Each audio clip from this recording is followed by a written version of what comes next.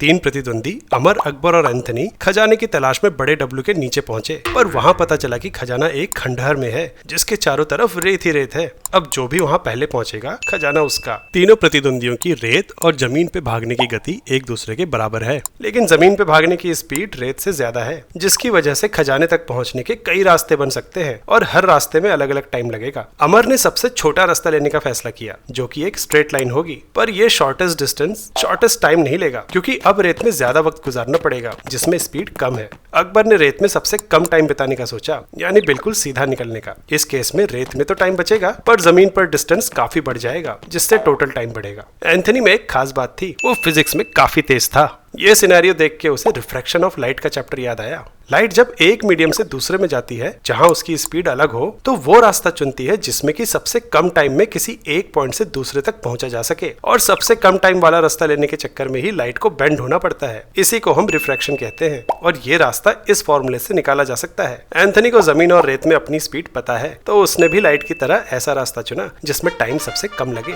वैसे क्या तुम बता सकते हो कि लाइट परपेंडिकुलर ट्रेवल करते वक्त बेंड क्यों नहीं करती?